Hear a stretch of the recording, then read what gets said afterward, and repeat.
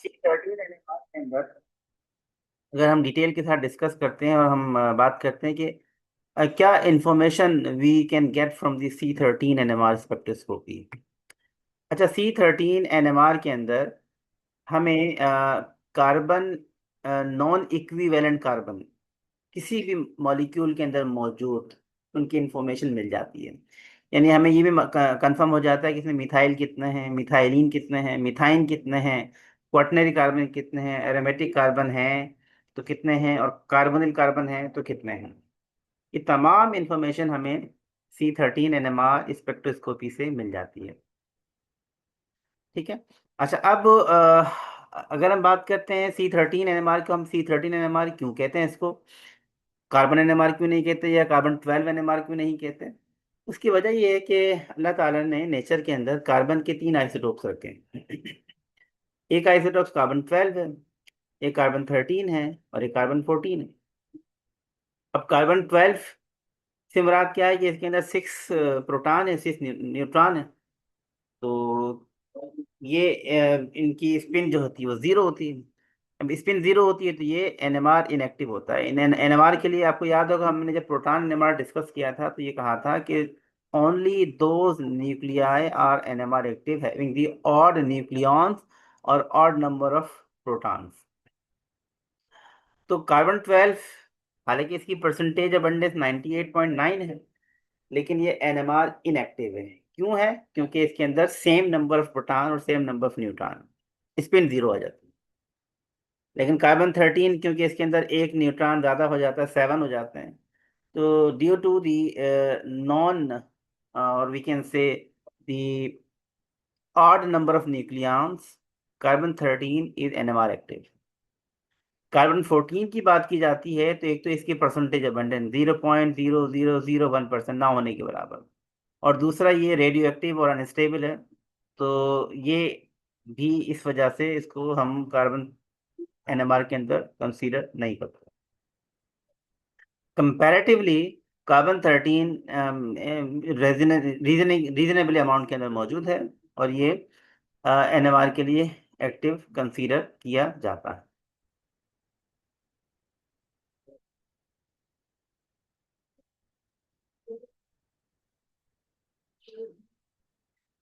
अब आते हैं ज़रा और डिटेल के साथ समझते हैं कि हमने अभी जैसे डिस्कस किया, carbon 12 the most abundant isotope and 98.9% के साथ, but NMR inactive because of zero spin.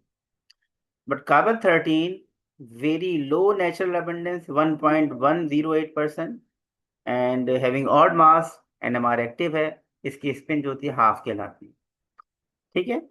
तो यहाँ ये याद रखने वाली बात है कि जब हम डिटेल के साथ डिस्कस करते हैं, कंपेयर करते हैं कार्बन 13 को प्रोटॉन के साथ, तो carbon 13 comparatively 6,000 times weaker resonance when compare with the proton NMR resonance. Resonance से मुराद क्या होती है? Movement to precess around their nucleus. जब एनएमआर के अंदर इन न्यूक्लियॉन्स को, यानी प्रोटॉन को और कार्बन को रखा जाता है एनएमआर इंस्ट्रूमेंट के अंदर, जहाँ पे मैग्नेटिक फील्ड होती है, तो ये अपने न्यूक्लियस के गिर प्रिसेस करते हैं, रिमूव करते हैं। तो movement of carbon is 6,000 weaker when we compare with the proton. Reason क्या है इसका? रीजन ये है कि नेचुरल अबंडेंस कार्बन 13 की बहुत लो है, जो कि अभी हमने पिछली स्लाइड में डिस्कस किया। वो है 1.108%। और क्योंकि कार्बन 13 नेचर के अंदर होते ही बहुत कम है, इस वजह से कार्बन 13 के रेजोनेंस 6,000 टाइम्स वीकर है when compare with the proton. दूसरा रीजन ये है, गायरो मैग्नेटिक रेशो या magnetogyric ratio, both are same thing. Carbon 13 का गायरो मैग्नेटिक रेशो या मैग्नेटोगायरिक रेशो भी जिसको हम कहते हैं, वो प्रोटॉन के मुकाबले में बहुत कम है। यहाँ एक टेबल मैंने शेयर की है। ये टेबल आपकी बुक, जो मैंने आपसे कहा पेविया की बुक, उसी से कॉर्प की है, तो वहाँ आप ये देख सकते हैं।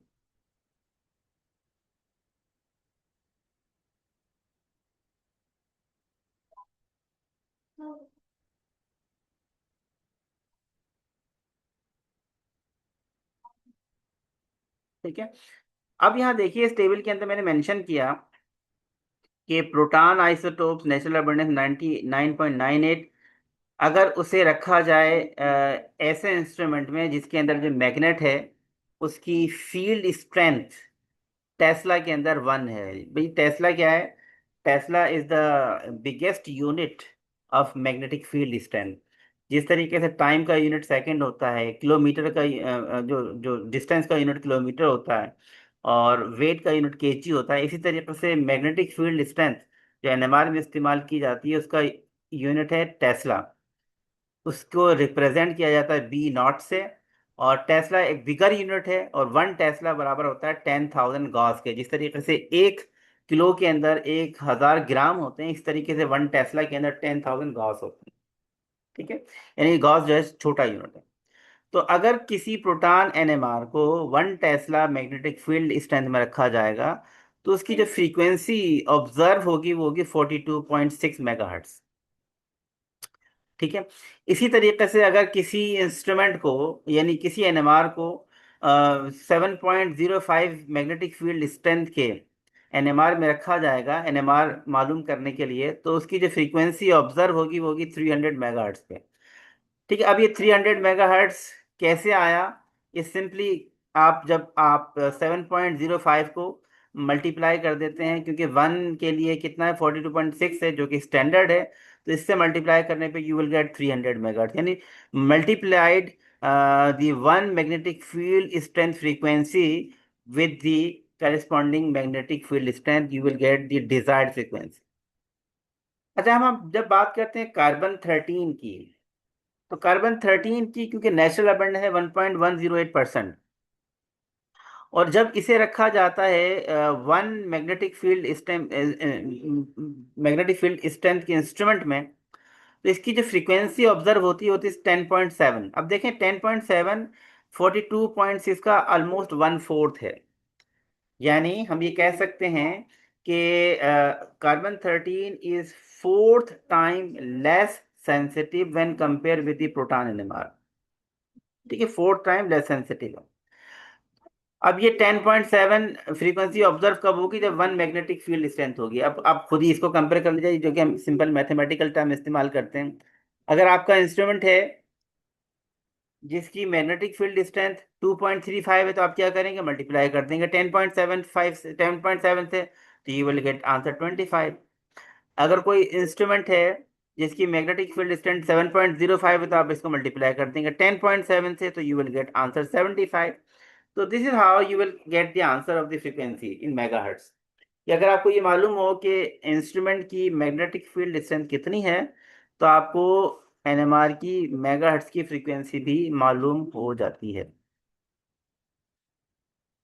नेक्स्ट है कि यहाँ मैं ज़्यादा टाइम वेस्ट नहीं करूँगा कि just show you the molecule with a non-zero spin having magnetic movement। हम जब नॉन जीरो से मुराद क्या है, या ना हाफ हो या 1 हो, अगर कोई ऐसा मॉलिक्यूल जिसके न्यूक्लियस के अंदर और न्यूक्लियस मौजूद हैं, तो वो ही मैग्नेटिक मूवमेंट शो करेगा। जीरो स्पिन वाले न्यूक्लियाई मैग्नेटिक मूवमेंट शो नहीं करेंगे। प्रोटॉन मैग्नेटिक मूवमेंट रखता है, कार्बन 13 मैग्नेटिक मूवमेंट रखता है, because they have some non zero magnetic movement. तो वो हम कैसे कैलकुलेट करते हैं? उसके लिए फार्मूला है nu is equal to gyro magnetic ratio multiply by I. I से मुराद क्या है? स्पिन। अब मैं यहाँ पे इसको फार्मूले को इस्तेमाल भी करवाता हूँ, और आगे हम कुछ एक टेबल पर डिस्कस करेंगे। एक चीज याद रखिए कि for a given magnetic field strength the resonance frequency of a carbon 13 nucleus is about 1/4। ठीक है, क्योंकि अभी हमने पिछले टेबल में भी डिस्कस किया। तो उसके लिए हम क्या करते हैं कि फ्रीक्वेंसी मालूम करने के लिए आपने गायरो मैग्नेटिक रेशो को मल्टीप्लाई करना है मैग्नेटिक फील्ड डिस्टेंस से, तो you will get the answer 42.58 megahertz, जो कि मैंने इस टेबल के अंदर यहाँ मेंशन किया था, यहाँ दिस वन, ये वाला। ठीक है ना, यानी आपका magnetic field distance multiply by 42.6, यानी ये 1 के लिए। अच्छा, अब अगर आपके पास कोई इंस्ट्रूमेंट है जिसकी मैग्नेटिक फील्ड डिस्टेंस 7.0 टेस्ला है, तो आप क्या करेंगे? जस्ट मल्टीप्लाइड विद 42.5 है जो कि 1 के लिए, तो you will get answer 300 megahertz for proton. अच्छा, इसी तरीके से हम 42.58 को फोर्थ टाइम डिवाइड कर दें, क्योंकि कार्बन के लिए फोर्थ टाइम होता है, तो 10.7 जवाब आता है। इस 10.7 को मल्टीप्लाई करेंगे 7.05 से, तो you will get answer 75 megahertz. यानी सेम इंस्ट्रूमेंट प्रोटॉन के लिए 300 मेगाहर्ट्ज फ्रीक्वेंसी शो करेगा, सेम इंस्ट्रूमेंट कार्बन के लिए 75 मेगाहर्ट्ज फ्रीक्वेंसी शो करेगा। इसी वजह से सेम इंस्ट्रूमेंट को प्रोटॉन के लिए जो भी है, लेट से अगर मैं 400 मेगाहर्ट्ज का इंस्ट्रूमेंट इस्तेमाल कर रहा हूँ प्रोटॉन के लिए, तो कार्बन के लिए उसे लिखा जाएगा 100 मेगाहर्ट्ज। अगर कोई मैं 500 मेगाहर्ट्ज का इंस्ट्रूमेंट इस्तेमाल कर रहा हूँ प्रोटॉन एनएमआर के लिए, तो C13 के लिए लिखा जाएगा 125 मेगाहर्ट्ज, क्योंकि 1/4 टाइम उसकी फ्रीक्वेंसी डिक्रीज हो जाती है as compared to the formula, क्योंकि कार्बन की नेचुरल अबंडेंस कम है, उसका गायरो-मैग्नेटिक रेशियो भी कम है। ठीक है, मैंने यहाँ चीज़ ये मेंशन कर दी। अच्छा, अब एक सवाल आप लोगों से कि determine the approximate value of a resonance frequency of carbon 13 in an NMR spectrometer equipped with a magnetic field strength of B naught 11.7 Tesla. आप बताइए कि एक इंस्ट्रूमेंट है जिसकी मैग्नेटिक फील्ड स्ट्रेंथ है 11.7 टेस्ला, कार्बन 13 एनएमआर के अंदर वो कितनी फ्रीक्वेंसी के पर, यानी कितने मेगाहर्ट्ज पर ऑब्जर्व होगा। इसका जवाब चैट बॉक्स में आप लिखें। फौरन से बेशतर कोई कैलकुलेटर से कैलकुलेट करें और मुझे बताएं कितने मेगाहर्ट्ज के ऊपर इसकी फ्रीक्वेंसी ऑब्जर्व होगी।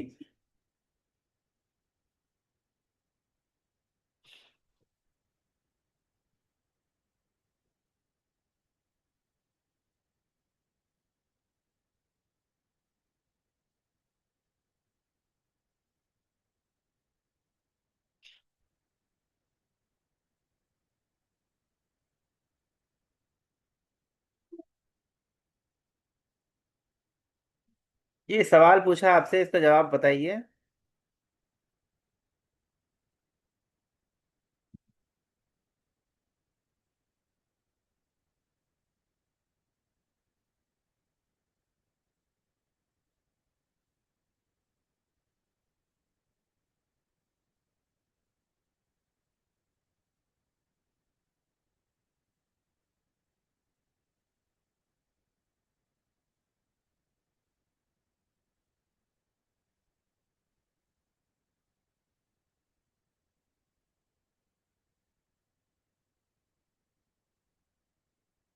सवाल पूछा है 125। ये नेहा सईद कहती हैं 10.7 मल्टीप्लाइड बाय 11.7, तो 125 सही है, ठीक है। 125 मेगाहर्ट्ज, इट मीन्स के ये जो C13 NMR जिस मेगाहर्ट्ज पर ऑब्जर्व होगा 125 होगा एग्जैक्टली। ठीक है, तो इस तरीके से आप कैलकुलेट कर सकते हैं। अच्छा, अब यहाँ मैं एक फार्मूला आप लोगों को शेयर कर रहा हूँ, उसको ज़रा ध्यान में रखिए, उसको लिख लीजिए कि प्रोटॉन के लिए हम कैसे फ्रीक्वेंसी को मालूम कर सकते हैं कि 42.58 से आप मल्टीप्लाई कर दें मैग्नेटिक फील्ड स्ट्रेंथ को, तो you will get an answer. अब 42.58 वन मैग्नेटिक फील्ड स्ट्रेंथ के लिए, अगर एक से ज्यादा होगी तो डेफिनेटली 1.5 से मल्टी, अगर 1.5 है तो 1.5 से मल्टीप्लाई करेंगे, 3 है तो 3 से मल्टीप्लाई कर देंगे। इसी तरीके से अगर आपको कार्बन 13 की फ्रीक्वेंसी मालूम करनी है तो 42.58 को पहले तो 1/4 कर दें, जो कि 10.7 आता है, फिर आप उसको मल्टीप्लाई करें मैग्नेटिक फील्ड स्ट्रेंथ से, तो जो भी आपको आंसर मिलता है वो उस इंस्ट्रूमेंट के मेगाहर्ट्ज या फ्रीक्वेंसी मिल जाएगी जिसपे कार्बन 13 ऑब्जर्व होगा। ये टेबल है। फॉर एग्जाम्पल, अगर इंस्ट्रूमेंट है 4.7 टेस्ला का, तो प्रोटॉन एनएमआर ऑब्जर्व होंगे 200 मेगाहर्ट्ज पे, जबकि कार्बन एनएमआर ऑब्जर्व होगा 50 मेगाहर्ट्ज के पर। अगर carbon magnetic field strength NMR की है 7.0 टेस्ला, जो कि मैंने पीछे सवाल किया था, तो वो कार्बन कितने पे ऑब्जर्व होगा, 75 मेगाहर्ट्ज पे। ठीक है, और सॉरी, पीछे मैंने ये वाला 11.7 वाला सवाल किया था। 9.4 टेस्ला अगर मैग्नेटिक फील्ड स्ट्रेंथ है तो कार्बन 100 मेगाहर्ट्ज पे ऑब्जर्व होगा। 11.7 टेस्ला अगर मैग्नेटिक फील्ड स्ट्रेंथ है तो कार्बन 125 मेगाहर्ट्ज पे ऑब्जर्व होगा। 21 पॉइंट टेस्ला अगर मैग्नेटिक फील्ड स्ट्रेंथ है तो कार्बन 225 मेगाहर्ट्ज पे ऑब्जर्व होगा। इस तरीके से सिंपल आप मल्टीप्लीकेशन है ये, आप कैलकुलेट कर सकते हैं कि कोई कार्बन कितने मेगाहर्ट्ज पर ऑब्जर्व हो सकता है if you know the desired magnetic field strength. ये चार्ट बहुत इंपॉर्टेंट है, जस्ट लाइक आईआर के अंदर चार्ट होता है ना, इसी तरीके से कार्बन के अंदर भी चार्ट होता है। कार्बन कि जो कार्बन है वो 0 से लेकर 220 ppm तक ऑब्जर्व होते हैं, जबकि प्रोटॉन एनएमआर के अंदर जो प्रोटॉन ऑब्जर्व होते हैं वो 0 से लेकर 14 तक ऑब्जर्व होते हैं। अब देखें यहाँ फिर हम आगे भी डिस्कस करेंगे। पहले देखते हैं कि कौन से कार्बन किस केमिकल शिफ्ट पर आते हैं। 0 से लेकर 45 तक जो कार्बन आते हैं वो आते हैं सेचुरेटेड हाइड्रोकार्बन, जिनमें CH2 और CH3 होंगे, सेचुरेटेड हाइड्रोकार्बन। इसी तरीके से 0 से लेकर 80 तक में जो कार्बन आते हैं वो नाइट्राइल के कार्बन, ईथर वाले कार्बन, मिथॉक्सी, अल्कोहल वाले कार्बन, प्राइमरी या सेकेंडरी, वो ऑब्जर्व होते हैं। कोई एनमेरिक कार्बन है वो 80 से 100 की रीजन में आता है। नाइट्राइल वाला कार्बन जो है वो तकरीबन 100 से 120 की रीजन में। एरोमेटिक और ओलिफिनिक कार्बन जो है 120 से 140 की रीजन में। यूरिथेन्स, अच्छा, वो 160 में। कार्बो ऑक्जेलिक एसिड, एस्टर और अमाइड वाले जो कार्बन होते हैं वो अमूमन 180 के रीजन में आते हैं। कीटोन्स और अल्डिहाइड के जो कार्बन है 120 से ओवर 200 के आसपास ही आते हैं। इसको मैं और डिस्क्राइब करता हूँ इस टेबल को यहाँ पे, कि कार्बन अगर सेचुरेटेड का है तो 0 से 35 में। कार्बन अगर सेकेंडरी है तो 15 से 55 में। कार्बन अगर टर्शरी है, इस तमाम की तमाम सेचुरेटेड हाइड्रोकार्बन से, तो वो 25 से 55 केमिकल शिफ्ट यानी ppm में ऑब्जर्व होगा। कार्बन अगर क्वाटनरी है तो 30 से 40 में ऑब्जर्व होगा। कार्बन अगर ऐसा है जिसके नेबर में कोई हेलाइड है तो वो 10 से 65 ppm में ऑब्जर्व होगा। कार्बन ईथर वाला है तो 50 से 90। कार्बन अगर नाइट्रा ट्रिपल बॉन्ड वाला है तो 70 से 90। कार्बन अगर ओलिफिनिक है तो 80 से 150। कार्बन अगर एरोमेटिक है तो 110 से 170। कार्बन एस्टर वाला है तो 165 से 175। कार्बन अगर एसिडिक है तो 175 से 185। कार्बन अगर अल्डिहाइडिक है तो 190 से 200। कार्बन अगर कीटोनिक है तो सबसे ज्यादा डाउनफील्ड कार्बन कीटोन्स का होता है, अल्डिहाइड से भी ज्यादा। वो 200 से लेकर 220 ppm तक ऑब्जर्व होगा। ठीक है। अच्छा, अब देखिए यहाँ मैं एक चीज और मेंशन करना चाहूंगा, क्योंकि कार्बन एनएमआर की केमिकल शिफ्ट बहुत वसी है। अपीयर ओवर रेंज ऑफ 0 से 220 ppm, जबकि प्रोटॉन एनएमआर की जो रेंज है वो 0 से लेकर 12 या 13 14 ppm तक होती है। तो इस वजह से ओवरलैपिंग के चांसेस कार्बन के अंदर बहुत कम हो जाते हैं, जबकि प्रोटॉन एनएमआर ओवरलैप होते हैं। ठीक है। और हमें आसानी हो जाती है एक से ज्यादा टाइप के कार्बन की आइडेंटिफिकेशन में। तो कार्बन 13 NMR में carbon rarely overlap when we compare with the proton NMR. और कार्बन 13 NMR को हम सिंबलाइज करते हैं डेल्टा सी से, जिस तरीके से प्रोटॉन एनएमआर को हम सिंबलाइज करते हैं डेल्टा एच से। कहीं भी डेल्टा यानी ये जो सिंबल है ये डेल्टा की अलामत है। इसके नीचे सी लिखा होगा तो इससे मुराद क्या है कि आप कार्बन 13 NMR लिखना चाहते हैं। अगर इसके नीचे छोटा सा एच लिखा होगा तो इससे मुराद है आप कार्बन प्रोटॉन एनएमआर लिखना चाहते हैं। तो ये सिंबलाइज्ड है, जिस तरीके से हम किसी चीज़ के लिए सिंबल लिखते हैं, इसके लिए भी ये सिंबल है। ठीक है। अच्छा, अब नेक्स्ट हमने स्टार्ट करना है प्रोटॉन कपल्ड C13 स्पेक्ट्रा। यहाँ तक कोई सवाल है चैट बॉक्स में आप पूछिए, इसके बाद हम आगे स्टार्ट करेंगे। अभी तक जो हमने डिस्कस किया है वो डिस्कस किया है कार्बन के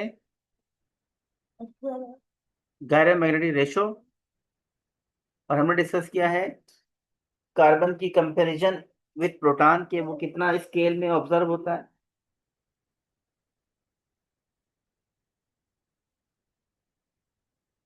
कोई सवाल?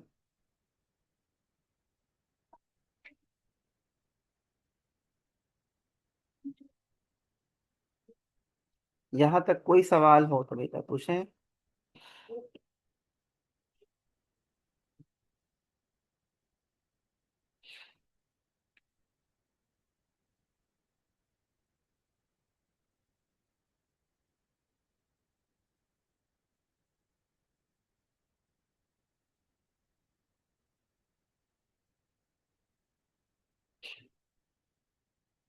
कोई सवाल नहीं है? चले भाई, मर्जी है आप लोगों की।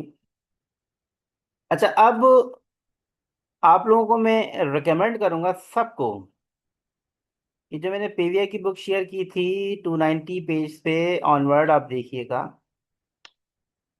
कार्बन 13 NMR की कैलकुलेशन के या आइडेंटिफिकेशन के कुछ तरीके होते हैं।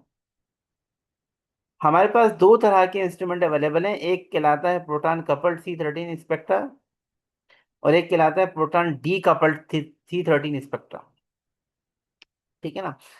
आ, कुछ चीजें डिस्कस करने वाली, जैसे हमें मालूम है कि दो कार्बन 13 का एक साथ होना, एडजेसेंट होना डिफिकल्ट होता है। तो इस वजह से कार्बन 13 के सिग्नल को इन्हांस किया जाता है प्रोटॉन के साथ, यानी प्रोटॉन कार्बन 13 को इंटेंसिटी देकर उसके सिग्नल को इन्हांस करता है। इस वजह से इस टाइप के हम एनएमआर को कहते हैं प्रोटॉन कपल्ड C13 स्पेक्ट्रा, यानी प्रोटॉन के सिग्नल इन्हांस होंगे प्रोटॉन की वजह से। अब आप खुद सोचिए कि ऐसा कार्बन जिसके साथ अगर तीन प्रोटॉन होंगे, जैसे मिथाइल वाला, तो वो ज्यादा अच्छी तरीके से सिग्नल शो करेगा। ऐसा कार्बन जिसके साथ दो प्रोटॉन होंगे, वो तीन के मुकाबले में कम तरीके से स्प्लिट होगा। ऐसा कार्बन जिसके साथ सिर्फ एक ही प्रोटॉन होगा, उसके सिग्नल कम इंटेंसिटी के साथ आएंगे। और ऐसा कार्बन जिसके साथ कोई प्रोटॉन नहीं होगा, उसका तो सिंपल कोई सिग्नल ही बहुत वीक होंगे और बहुत कम आएंगे। तो इस तरह की टेक्निक को हम कहते हैं heteronuclear carbon hydrogen NMR spectroscopy, जिसे हम proton coupled C13 NMR spectra भी कहते हैं। इसके अंदर हम एक रूल फॉलो करते हैं, वो कहलाता है N+1 रूल। ठीक है, अब N+1 रूल है क्या, इसको जरा समझते हैं इस एग्जाम्पल के साथ। फर्ज कीजिए हमारे पास कोई ऐसा मॉलिक्यूल है जिसमें मिथाइल भी है, CH2 भी है, CH भी है, क्वाaternary कार्बन भी है।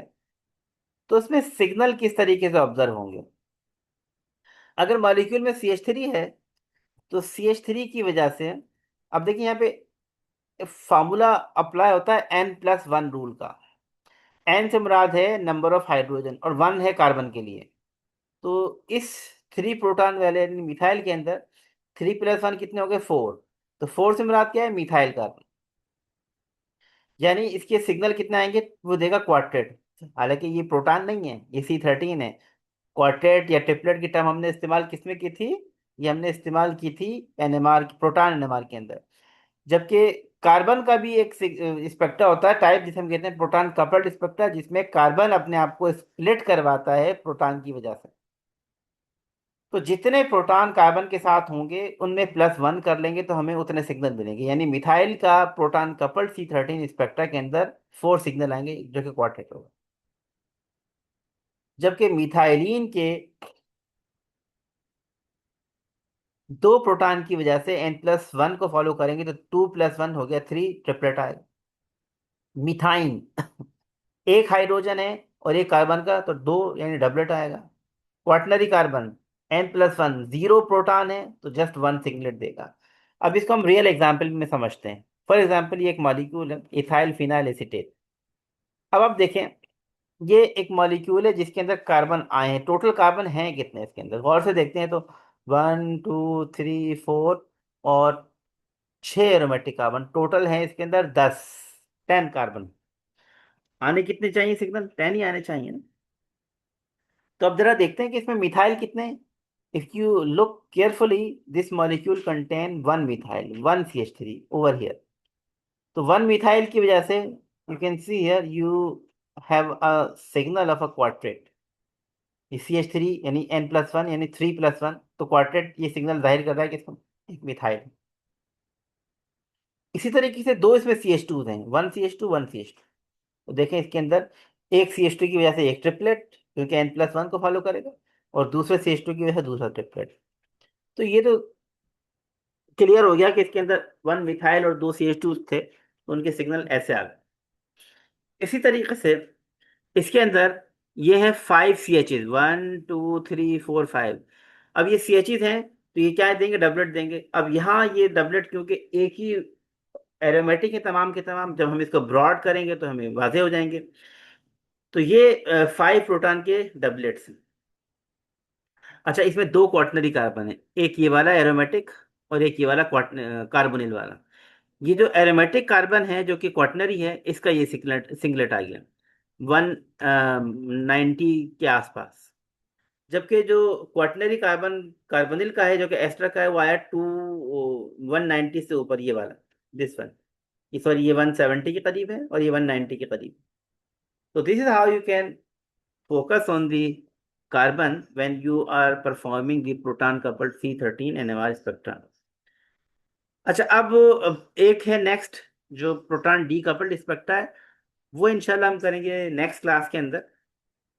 आज जो हमने डिस्कस किया, हमने डिस्कस किया कार्बन के फ्रीक्वेंसी कैसे कैलकुलेट करते हैं, और कार्बन के स्पेक्ट्रा जो ऑब्जर्व होते हैं प्रोटॉन कपल्ड के अंदर वो कैसे ऑब्जर्व होते हैं। यहाँ तक कोई सवाल है? अब ये 5 मिनट है सवालात के लिए। तो आप बराहे मेहरबानी, सबसे मेरी गुजारिश है कि चैट बॉक्स में जाएं, सवालात लिखें, ताकि मैं उनके जवाब दूं, तो मेरे लिए अच्छा रहेगा। अमजद अली खान, पेज नंबर 290 से आप देखेंगे तो आपको मिल जाएगा, चैप्टर नंबर 6। मोहम्मद उबैद, आपने कहा फ्रीक्वेंसी किस तरह निकालेंगे? मैग्नेटिक फील्ड स्ट्रेंथ को मल्टीप्लाई कर देंगे मेगा उस फ्रीक्वेंसी से, जो कि फ्रीक्वेंसी 1 में बी नॉट के लिए है प्रोटॉन के अंदर 42.6, और कार्बन के लिए होती है 10.7, जो कि मैंने टेबल में शेयर की थी। लास्ट वाला कौन सा भाई?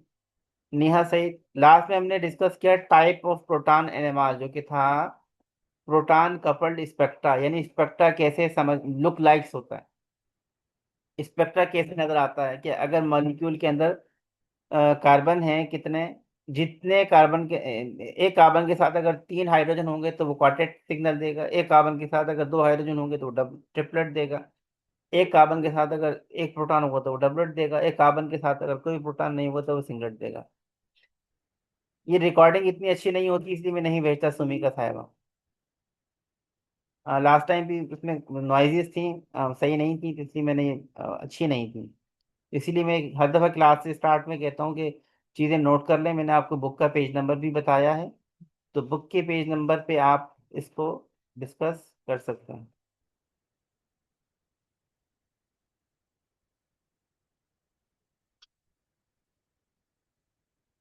दूसरा कोई सवाल है तो वो आप पूछें।